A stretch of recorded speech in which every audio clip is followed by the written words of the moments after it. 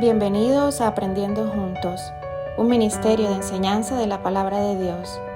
Esta transmisión es gracias al patrocinio de quienes están uniéndose para que podamos bendecir a muchos. Gracias por ayudarnos a extender el Evangelio. Estamos, como les dije, ya finalizando en la recta final de la primera carta a los tesalonicenses. Y el apóstol Pablo ha venido hablando de lo que pasará al final de los tiempos sobre el rapto de la iglesia. Yo les puse la predicación que junto a mi esposo hicimos el domingo en la iglesia, donde aclaro lo del rapto, lo del tribunal de Cristo, las bodas del Cordero, pues mucho más amplio de lo que hacemos aquí. Espero que lo hayan visto y si no, por favor háganlo. Allí van a poder comprender mejor las cosas que aquí no hemos tocado. ¿Y por qué no las hemos tocado? Porque apenas vamos por primera de Tesalonicenses y hay unas cosas que se van a tocar es en segunda de Tesalonicenses. Un asunto que siempre se ha especulado en el cuerpo de Cristo es si la iglesia va a pasar por la tribulación o no va a pasar. Y eso claramente nos los va a explicar mayormente Pablo en segunda de Tesalonicenses.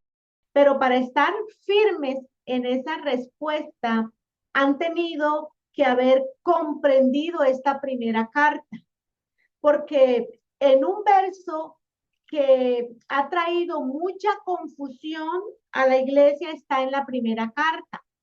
Está en el capítulo 3, verso 3. Pero te pido el favor, me la leas en la Reina Valera Gómez, porque la Reina Valera Gómez menciona exactamente la palabra tribulación.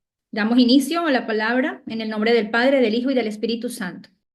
Versículo 3. A fin de que nadie se inquiete por estas tribulaciones, porque vosotros mismos sabéis que para esto estamos puestos.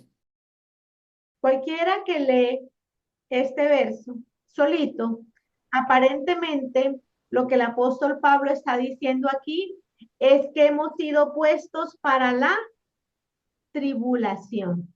¿Sí o no, muchachos? Exactamente. Quiero que reposen sus ojitos en la escritura. Aparentemente aquí nos dice que hemos sido puestos para estas tribulaciones, o sea, para la tribulación. Este es el peligro, perdón, no el periodo, este es el peligro de hacer una doctrina con un solo verso sin tener en cuenta todo el contexto. Pablo aquí estaba hablando de la persecución que la iglesia de Tesalónica estaban sufriendo a causa de su fe. Y si seguimos leyendo el verso 4, Leo, ahí nos los aclara un poco mejor.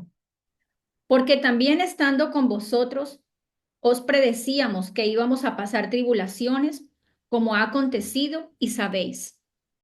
Estas tribulaciones ya han acontecido y lo sabéis, dice Pablo, que yo les dije, ya les predije que esto íbamos a pasar y ha acontecido, ha acontecido. O sea, lo que él dijo que pasaría ya pasó en ese tiempo que él estaba allí. Por tal motivo, no es la tribulación a la cual no nos hemos enfrentado aún. Por eso ahí dice claramente como ya aconteció. Yo les dije que íbamos a sufrir persecución como ya aconteció. O sea, esa tribulación nada tiene que ver con el tiempo de la tribulación que viene futuramente. Y como sacamos un solo verso, hacemos unas doctrinas extrañas. Y eso Pablo no está diciendo que la iglesia va a pasar por tribulación. La iglesia no pasará por el periodo de la tribulación, vuelvo y se lo repito. Por eso es un tiempo que nos debe animar y dar esperanza. Es una frase que dice en dos oportunidades Pablo en esta carta. Si la iglesia va a pasar por la tribulación, ¿para qué Pablo nos dice? Anímense y llénense de esperanza con eso. ¿Quién va a tener esperanza si se va a enfrentar a la tribulación? ¿Quién va a tener esperanza si vamos a vivir todo lo que la Biblia vamos a leer posteriormente en segunda de Tesalonicenses que vendrá? Y mire que esas palabras las dijo en el capítulo 4, verso 18, leo en la versión que quieras. Alentaos los unos a los otros con estas palabras. Y también lo dijo en el capítulo 5 del verso 9 al 11, leo. Porque no nos ha puesto Dios para ira, sino para alcanzar salvación por medio de nuestro Señor Jesucristo, quien murió por nosotros para que ya sea que velemos o que durmamos, vivamos juntamente con Él. Por lo cual, animaos unos a otros y edificaos unos a otros, así como lo hacéis. Claro como el agua. Dios no nos ha puesto para ira, lo está explicando Pablo. Esa ira, o sea, el día terrible del Señor que viene para la tierra no es para nosotros, porque Dios no nos ha puesto para esa ira. Esta expresión, alentaos y alegraos, es una de las primeras razones que deja a la vista que esta primera carta dice que la iglesia no pasará por el periodo de la tribulación. ¿Ok? Entonces, si sabemos que su regreso es algo inminente y que pasará, saber esto nos debe conducir a una vida de acción, a una vida de santificación. Y por eso desde el verso 12 al 24 habla de unas acciones que debemos hacer. Y por eso, Leo, quiero que ahora sí te vayas a la Nueva Biblia Viva, versión que estamos leyendo, y vamos a tocar del verso 12 al verso 24, por favor, de seguido, para ver las acciones a las cuales Pablo nos invita que debemos hacer. Tiene como título Instrucciones finales. Hermanos, les pedimos que respeten a los que trabajan entre ustedes, los guían y reprenden en el Señor. Estímenlos mucho y ámenlos por el trabajo que hacen. Vivan en paz unos con otros. Hermanos, también les rogamos que reprendan a los perezosos, animen a los desanimados, ayuden a los débiles y tengan paciencia con todos. Asegúrense de que ninguno pague mal por mal. Al contrario, procuren siempre el bien, no solo entre ustedes, sino también a todos los demás. Estén siempre contentos, oren en todo momento, den gracias a Dios en cualquier situación, porque esto es lo que Dios quiere de ustedes como creyentes en Cristo Jesús. No apaguen el Espíritu Santo, no desprecien las profecías, pónganlo todo a prueba, pero retengan solo lo bueno. Eviten toda clase de mal. Que Dios mismo, el Dios de paz, los santifique por completo, que mantenga sin culpa su ser, espíritu, alma y cuerpo, para cuando el Señor Jesucristo regrese. El que los llama es fiel y por eso hará todo lo que ha dicho. Amén. Muy bien. Quiero que anoten en sus libretas de apuntes donde están llevando esta enseñanza lo siguiente. La primera acción a la que Pablo nos invita a los cristianos es referente a qué tenemos que hacer con los líderes de la iglesia. Y esto va desde el verso 12 al verso 13. Es lo primero que nos va a hablar acerca de cómo tratar o cómo manejar o qué acción debemos seguir la congregación con los líderes que Dios ha puesto. Del verso 14 al verso 15 va a hablar de la segunda acción que debe tener la iglesia y es referente a las relaciones entre hermanos de la iglesia. Y lo último, del 16 al 24, va a hablar de toda la relación que debemos tener delante de Dios. Entonces, vamos a desarrollar estos 3 puntos. Y bueno, interesante todo lo que leyó, todo lo que escuchamos aquí. Vamos a mirar la primera acción que es referente a cómo se debe tratar a los líderes dentro de la iglesia. O sea, a los pastores que tienen una congregación, a los pastores que Dios ha puesto allí en una congregación determinada. Y dice la palabra que Pablo dice, miren, congregación, yo les ruego, hermanos míos, o sea, congregación del Señor, les ruego a todos los que se están congregando en la reciente iglesia formada de Tesalónica, que reconozcáis a los que trabajan entre vosotros y que los presiden, o sea, que van delante del Señor y que los corrigen o los amonestan. Pablo está diciendo, congregación, reconozcan, o sea, muestren agradecimiento a los que trabajan entre ustedes, a esos líderes que fueron dejados allí para cuidar su alma. ¿Por qué? Porque ellos tienen un beneficio espiritual para ustedes. Ustedes están recibiendo de ellos un beneficio espiritual. Por tal motivo, por favor, reconózcanlos. Tengan en alta estima a esos que los presiden. Denle doble honra, dice otra escritura. ¿Y cuál es el beneficio espiritual que recibimos como congregación de los pastores, de los que están de líderes? Es que a través de la palabra de Dios, ellos nos muestran el camino por el cual debemos caminar. Y yo quiero hablarles de dos versos paralelos a este, y uno de ellos los vamos a encontrar primeramente, leo en Hebreos 13:17. Quiero que se los leas, por favor. Obedezcan a sus líderes y sométanse a ellos, porque los cuidan a ustedes como quienes tienen que rendir cuentas. Obedézcanlos para que ellos cumplan su trabajo con alegría y sin quejarse, pues el quejarse no les trae ningún provecho. Ojo aquí. Obedezcan a sus líderes y sométanse a ellos. ¿Qué obedeces y a qué te sometes? Todo pastor ha sido puesto para enseñarles la palabra de Dios y ustedes la reciben y obedecen a sus pastores haciendo la palabra que el pastor les ha enseñado. Tengo que repetir eso.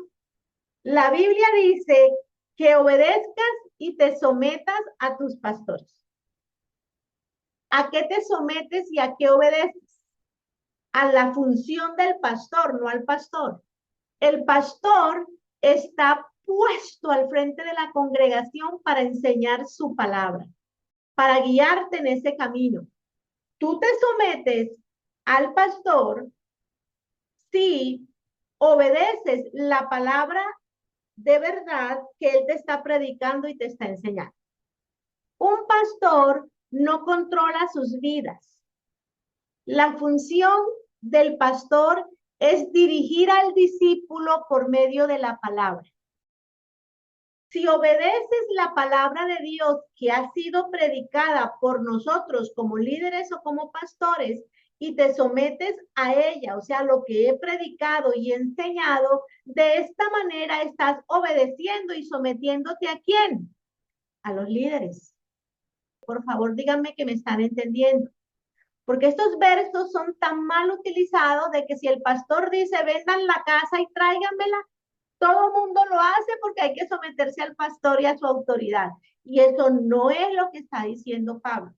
Pablo en este verso está diciendo, tú te sometes, obedece y sométete porque ellos cuidan de ustedes. ¿Por qué? Porque ellos van a rendir cuentas. O sea, está hablando de un buen pastor. Está hablando de uno que ha sido puesto en la congregación por Dios. No está hablando de uno que se autopuso. No, está hablando de uno verdadero. Nosotros vamos a dar cuentas de cada uno de las almas que el Señor nos puso en nuestras manos delante del trono de Dios. Entonces le dice, sométete a ellos. ¿Y cuál es la función del pastor? Todo pastor tiene que levantarse al púlpito a enseñar y a predicar su palabra. Lo hemos visto muchísimas veces. La gran comisión, ¿cuál es? Ve por el mundo, enséñales y predícales lo que yo te he enseñado a ti. Esa es la misión. Enseñar y predicar. Entonces, ¿a qué te sometes? Te sometes al liderazgo de que si él te predica la palabra y te la enseña, tú te sometes a él cuando aplicas lo que él te está enseñando y lo que te está predicando. Tú te sometes a la palabra, la obediencia y la sumisión hacia la palabra. Y la palabra ha nombrado un líder para que esté al frente de la congregación que te predique y te enseñe la palabra Y una vez que tú te sometes a esa palabra, te estás sometiendo al pastor y lo estás obedeciendo.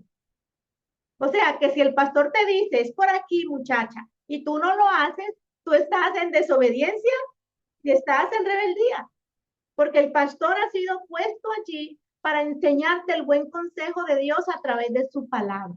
Tú no obedeces a la persona, tú obedeces lo que el Señor manda decir a través de los labios de cada uno de nosotros, que normalmente, ¿qué debe ser? Lo que escrito está. Lo que escrito está.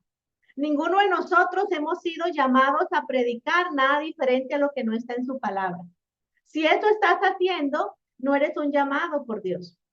Eres un impostor. Y por eso estás haciendo que la congregación se sujete a tus ideas, a lo que tú crees, en contra de lo que escrito está. Se obedece la palabra de Dios que ha sido predicada por los líderes y te sometes a ella y de esta manera estás obedeciendo y sometiéndote a tu pastor. La gente dice creer en la Biblia. Es que sí, yo sé que la Biblia es la palabra de Dios. Pero entonces, ¿por qué no la obedecen? Pregunto, ¿no?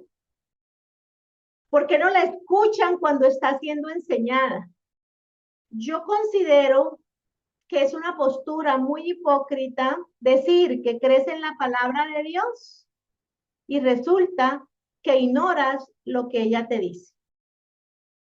Es un gran error, mis amigos, no conocer la palabra de Dios, porque al no conocerla, corres el riesgo de estar bajo sumisión y no bajo autoridad.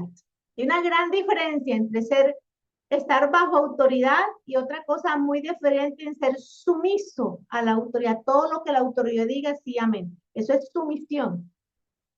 Todo lo que hemos visto, lo que vemos permanentemente, de que personas que llevan a otros a una congregación, les hacen tomar cosas y se suicidan todos en masa, todas las cosas locas que oímos, es precisamente por esto. Hay una gran diferencia entre autoridad y sumisión. La autoridad es cuando yo respeto el rango, la investidura espiritual que Dios ha puesto sobre alguien. Y la sumisión es que hago todo sin analizar, sin mirar si es verdad o no lo que esa persona dice. Cualquiera que manifieste creer en la Biblia, que la Biblia es la palabra de Dios, está obligado a conocer qué dice ella. Por lo tanto, aquellos que están predicando y enseñando la palabra de Dios deberían ser tenidos en reconocimiento en la congregación, reconocidos delante de los creyentes, porque te están mostrando la verdad. Y hoy en el ayuno, como decía Eleonora, fue un ayuno espectacular, Pastora Amalia. Gloria a Dios por cómo el Espíritu Santo habló a través de sus labios. Que les digo, está puesto en Facebook. Hombre, escúchenlo, escúchenlo. O sea, el Espíritu Santo habló a través de la pastora Amalia de esto mismo. ¿De qué te sirve decir que crees en la palabra si no la haces? Nada. Y bueno, otra escritura paralela que encontramos, Leo, a esta que acabamos de leer, está en Primera de Timoteo 5:17. Los ancianos que cumplen bien con su deber en la iglesia, especialmente los que se dedican a predicar y enseñar, deben ser doblemente apreciados y recompensados. Miren lo que dice. Estamos hablando de personas que lideran bien, que son llamados, etcétera, etcétera. Que a esas personas deben ser doblemente apreciados. Pero ahí no quedó. Ay, apreciémoslo, amémoslo. No, también dice, ¿qué? Recompensados. Recompensados. Y aquí voy a tocar un tema muy sensible en el cuerpo de Cristo, que es ese de que nosotros como pastores vivimos de lo que hacemos, como usted vive si es enfermero, como usted vive si es médico, de lo que hace, porque nosotros no. Yo no entiendo, muchachos, yo no entiendo por qué las personas dicen amar la palabra, pero cuando un pastor vive de ese trabajo de pastor se molestan. Yo no entiendo. Porque es que mire lo que lo está diciendo Pablo, y si usted cree que la Biblia es la palabra de Dios, todo lo que ahí está escrito es sí y amén. ¿Por qué le molesta que un pastor viva de lo que hace? Un buen pastor, un líder que fue nombrado y que fue llamado, está diciendo la palabra. ¿Por qué? Usted es enfermero, espera ir a trabajar a una clínica o donde sea y recibir su paga por lo que hace. ¿Es usted jardinero? Bueno, usted espera ser retribuido por la labor de jardinero que realizó. ¿Y por qué el que enseña y el que predica, o sea, un pastor o un maestro no puede hacerlo porque es un ladrón? Pablo dice que el que cumple bien con su deber en la iglesia debe ser doblemente apreciado y doblemente recompensado. Pablo está diciendo, mira, cuando tú trabajas en el mundo, ¿quién te recompensa? ¿Quién es el príncipe de este mundo? Tú estás recibiendo salario de Satanás porque él es el príncipe de este mundo, el que gobierna, es el que todo. Por eso, tu pastor, la persona que gobierne bien, que yo he puesto a dirigir una iglesia, que yo he puesto, debe ser doblemente, porque es que tiene que haber una gran diferencia entre un hijo bendecido por Satanás y un hijo bendecido por Dios, ¿o no? Entonces, ¿por qué nos molesta, congregación, que un pastor viva de lo que hace? ¿Por qué? Porque escucho tantas cosas por ahí, tantas cosas. Escucho permanentemente en el tiempo de recoger los diezmos y las ofrendas en la iglesia, que personas se molestan porque, ay, no, otra vez todo aquí es pida y pida y pida plata. Pero perdón, ¿cómo se pagan los arriendos del local donde funciona la iglesia? ¿Con qué? En este mundo funciona dinero y Dios no tiene dinero en el cielo. ¿Sabían ustedes eso? Que en el cielo no hay dólares, ni euros, ni pesos, ni dólares, nada de eso. El cielo, el oro lo vamos a pisar. El oro, están adornadas las calles de la Nueva Jerusalén donde vamos a vivir. Y es que las aperturas de puertas son perlas finas, o sea, lo que el mundo considera valioso, para Dios no lo es. Entonces, como nosotros vivimos regidos bajo este mundo que gobierna Satanás, pues necesitamos que los hijos de Dios sean doblemente bendecidos. ¿Para qué? Para que se pueda extender el reino en las naciones, porque si no, ¿cómo? Si no, ¿cómo, muchachos? ¿Cómo una iglesia no va a tener dinero para que sus pastores vivan y paguen sus gastos fijos? Para que puedan bendecir con otras cosas, para que puedan hacer misiones, para que puedan ponerles aire acondicionado cuando hay calor, para que puedan ponerles calefacción, en el caso mío aquí en estos países que son bien fríos. ¿Cómo no va a haber? Pues, ¿qué necesita? Los recursos de este mundo. ¿Para qué? Para poder hacerlo. Y como no puede abrir las ventanas de los cielos para tirarnos, en mi caso, francos, ¿qué hace él? Él nos da conexiones benditas que nos puedan bendecir. ¿Y cómo nos va a bendecir? El que es bendecido va a bendecir a otros. Si usted no es bendecido, ¿cómo va a bendecir a otros? ¿Cómo lo va a hacer? Y Dios escogió, señores, Dios dispuso que en la congregación, para él poder bendecir al creyente en la congregación, lo va a hacer a través de su generosidad al dar. Al dar. Porque la misma Biblia dice, bienaventurado, aquel es más que dar que el que recibe. Dios lo dispuso así, no fue un tema que nosotros escogimos hacer porque queríamos ganancias deshonestas. Dios escogió que a través de bendecir a otros sería bendecida su iglesia. O sea, entre más usted dé, más bendecido es. Si usted da mucho, recibe mucho. Y si usted da poco, recibe poco, porque todo en la vida va de la siembra y la cosecha. Todo lo que usted siembre, de eso va a sosegar. Si yo siembro dólares, dólares voy a recibir. Si yo siembro moneditas, moneditas voy a recibir. Entonces, Dios necesita que sus hijos estemos bendecidos. Dios necesita que los que somos cristianos nos vaya bien en nuestros trabajos, seamos prósperos. ¿Para qué? Para que podamos llegar a nuestras iglesias y decir, aquí está para la extensión del reino. Para extender el reino de la tierra. No hagan tesoros aquí donde la polilla se los come, dice la palabra. Hazlos allá en el cielo, pero cuando llegues al tribunal de Cristo vas a ser premiado por eso. Imagínense. Algunos también, oigo por ahí, no, por ahí por los pasillos, que dicen, ay, es que yo en mi denominación no sucede eso. Allí no nos piden tanto dinero. Eso es allá los cristianos, los evangélicos, esa gente. Pero en mi denominación no. Pues yo les voy a explicar hoy un misterio, un secreto que conocí aquí y que no lo había dicho jamás esperando a que llegara este día. Cuando yo llegué a este país y que todas las personas que están en este país digan si es falso lo que estoy diciendo, venía de Colombia, obviamente el Estado pensó que como soy colombiana, listo, me conquistó España y como nos conquistó España, soy católica. No me preguntó, nunca me preguntaron, inmediatamente me pusieron católica.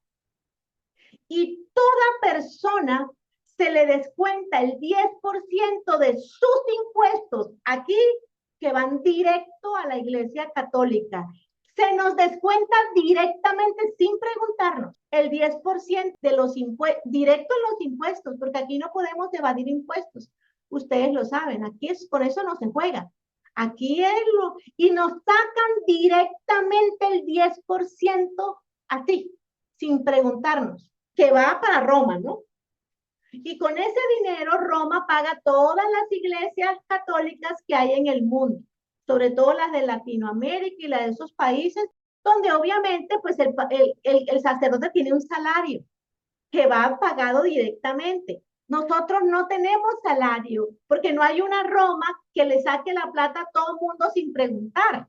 Eso sucede aquí y en toda Europa. ¿Saben cuántos años me costó a mí salirme de que yo mandaba cartas y decía, no pertenezco a la Iglesia Católica, yo no soy de la Iglesia Católica? 3 años, mandando cartas y no me permitían salir. Hasta que por allá, no sé qué hizo, se cansaron de oírme el cuento y me sacaron de la Iglesia Católica y aparezco cristiana protestante, porque eso es lo que soy. Y mis diezmos van a la iglesia donde me congrego. Y mis ofrendas van a donde me enseñan, si no me enseñan en la misma iglesia, mis ofrendas van a ministerios mucho más grandes, etcétera. Escúchense finanzas, por favor. A usted que dice que su denominación no le pide plata, ya sabe por qué. Porque habemos otros que nos la sacan directico sin preguntarnos. Muy bien, y yo creo que eso pasa en Estados Unidos también, ¿cierto, Anita? También. En todos los países por fuera nos sacan directo de los impuestos. ¿Y va a dónde? A las iglesias, a toda parte. Roma tiene mucho dinero y por eso puede subsidiar de esa manera sus iglesias, nosotros no. Les aseguro, muchachos, que un pastor llamado por Dios, ungido para este trabajo, hace lo que hace no por ganancia deshonesta, sino por un amor genuino a la obra del Señor, un amor genuino a sus almas, que la gente entienda lo que ellos han entendido, lo que ellos conocen acerca de la muerte y la resurrección de Jesús, el sacrificio, que es lo que Jesús verdaderamente hizo.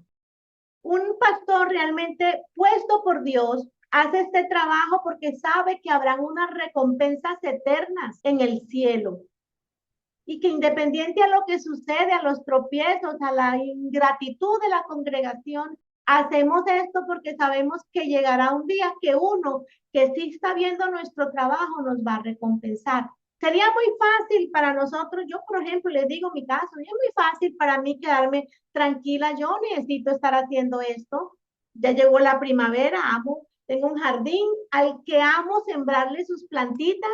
Yo debería estar en mi jardín con guante, haciendo lo que me encanta, viendo mis plantas preciosas, levantarse, decorando mi casa, yéndome de viaje para acá y viaje para allá. Mejor hacer eso, pero no lo hago, ¿saben por qué?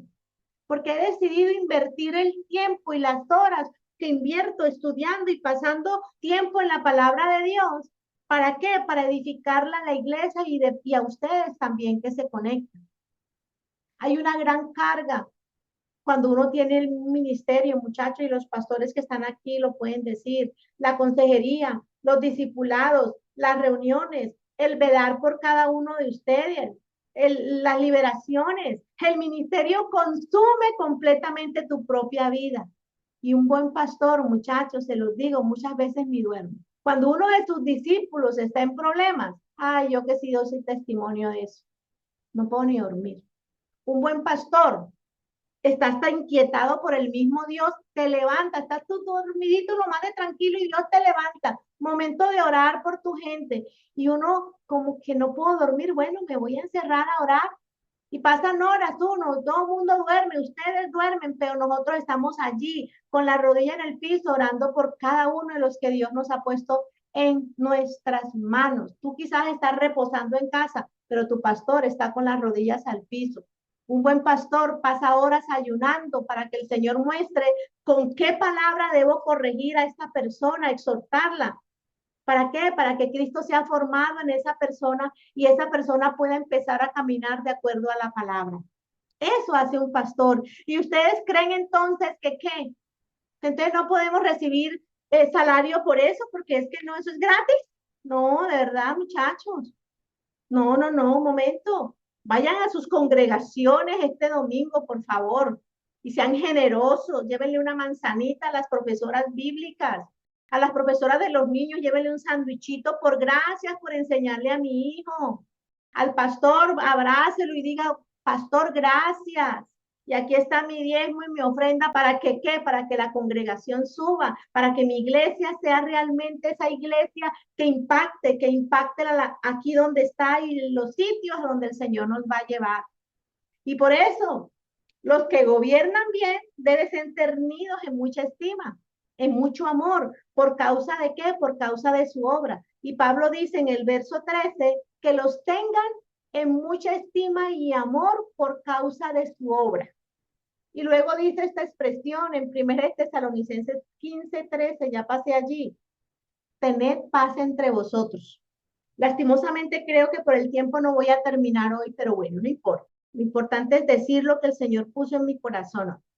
Tened paz entre vosotros. Leo, 1 Tesalonicenses 5:13, por favor, ¿recuerdas?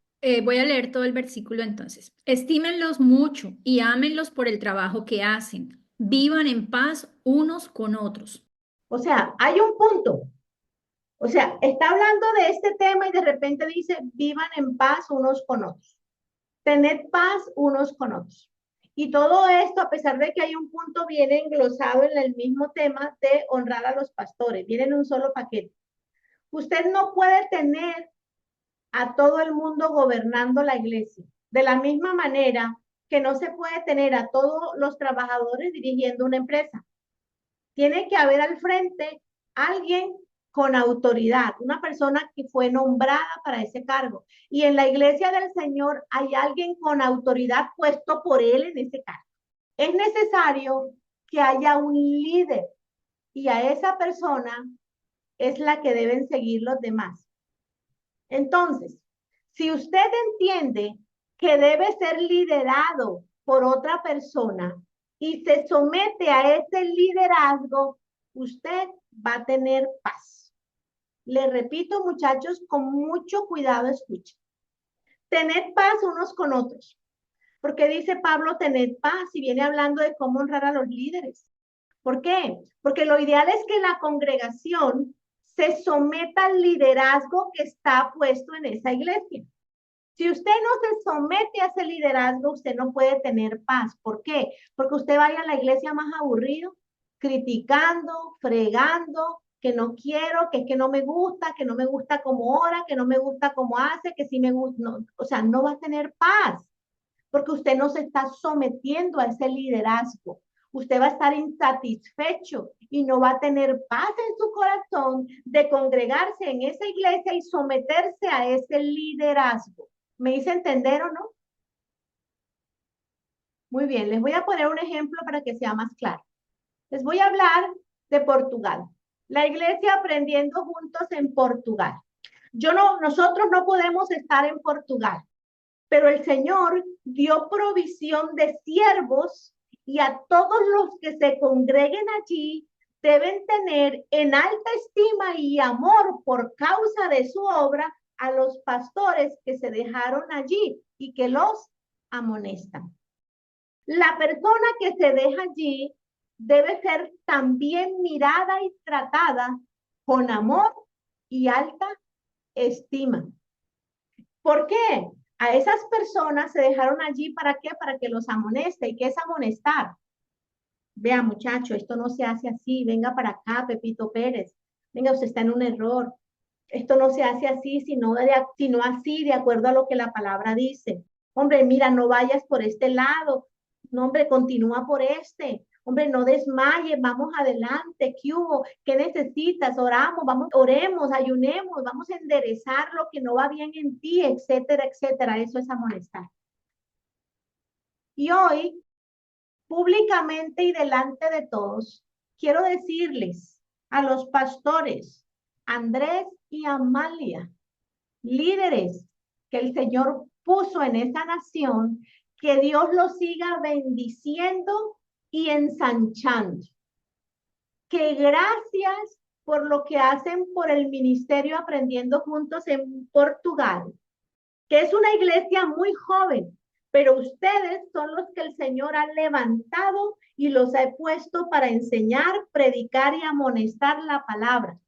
Y espero y confío en todo corazón que toda la iglesia los estime, los respete y los honre por la obra que están haciendo en el ministerio, muchachos.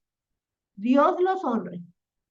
Y yo sé que estos son consejos para la iglesia, pero independientemente, muchachos, independientemente que si estos consejos que Pablo da a la iglesia no lo hagan, la iglesia no lo sigan, pues nosotros vamos a tener que seguir predicando la palabra, porque eso es lo que hemos sido puestos y llamados a hacer. Nos estime la congregación o no nos estime. Lo ideal es que nos estime, porque es un mandato. Esto se lo está diciendo Pablo a la congregación. Mira, si yo te puse a esas personas allí, estímalos. Sométete a lo que ellos te dicen, a su palabra.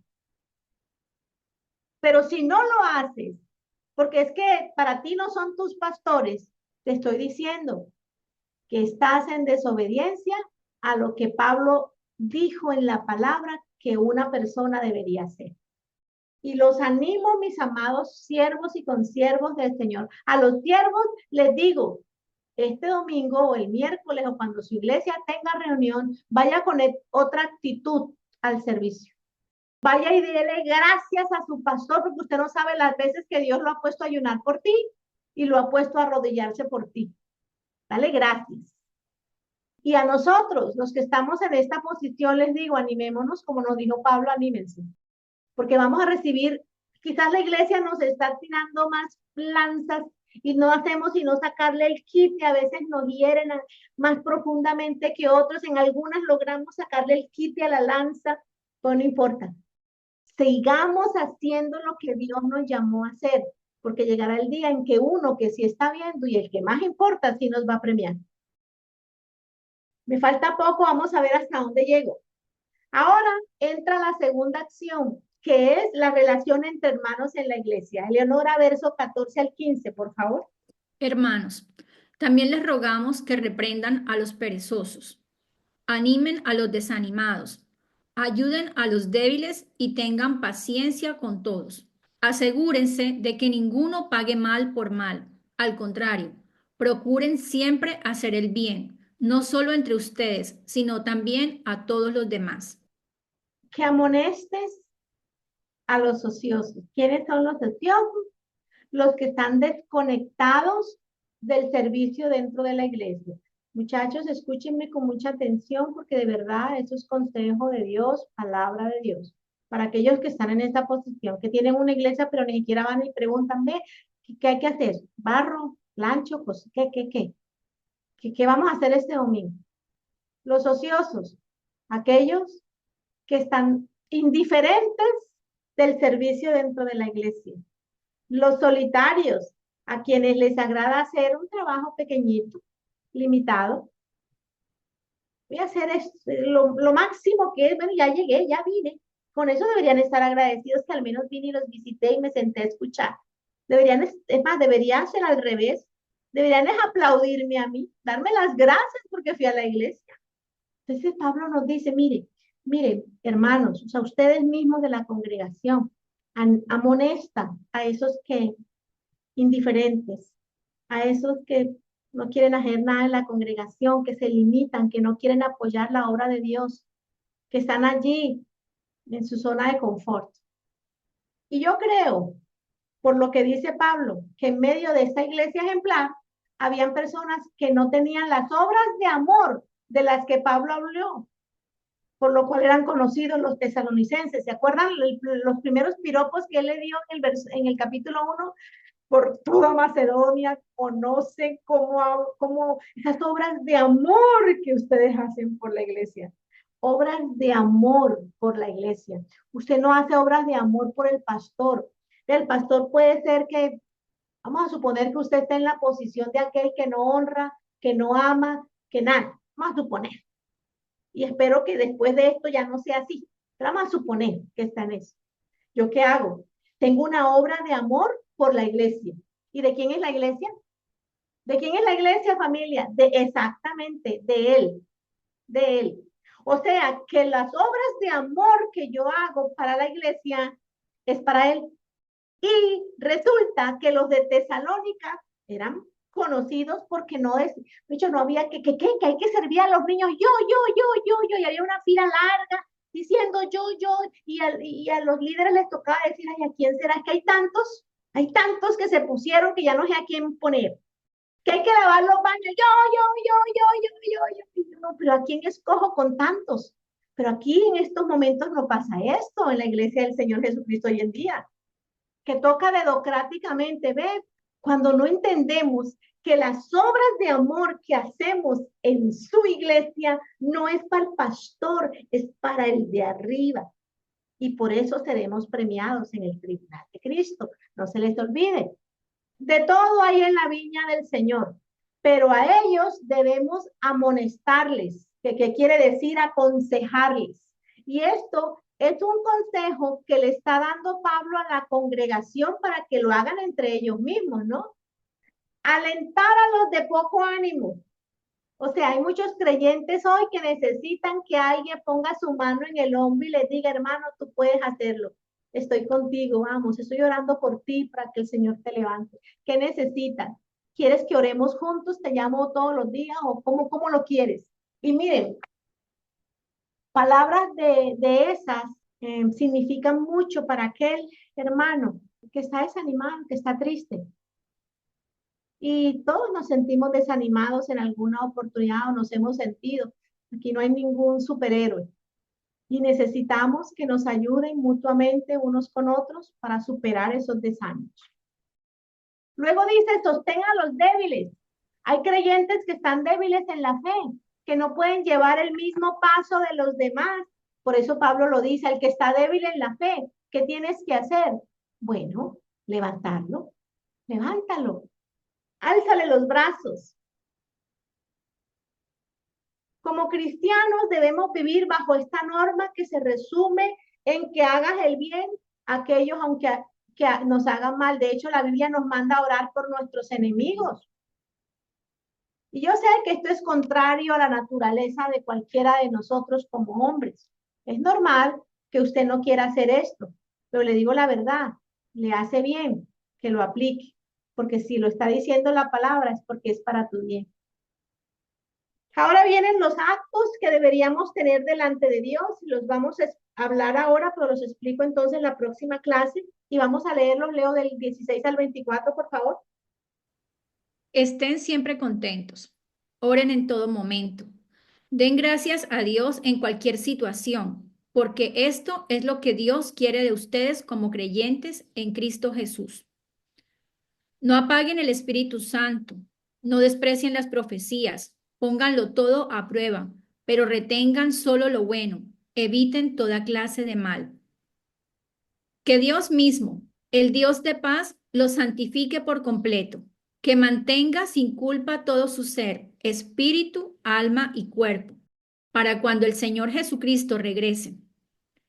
El que los llama es fiel y por eso hará todo lo que ha dicho. Bueno, no logré terminar hoy. Nos vamos otro capítulo más para en la próxima vez explicar todo esto, cómo tenemos que presentarnos delante de Dios, cuál es la acción delante de Dios. Entonces, hasta hoy llegamos la acción de la iglesia con los líderes que el Señor ha puesto. La acción de los hermanos con la congregación unos con otros. Y después la acción de cómo tenemos que ser delante de Dios. Amén. Esperamos que hayas sido bendecido con esta enseñanza y te invitamos a que te suscribas. Bendiciones.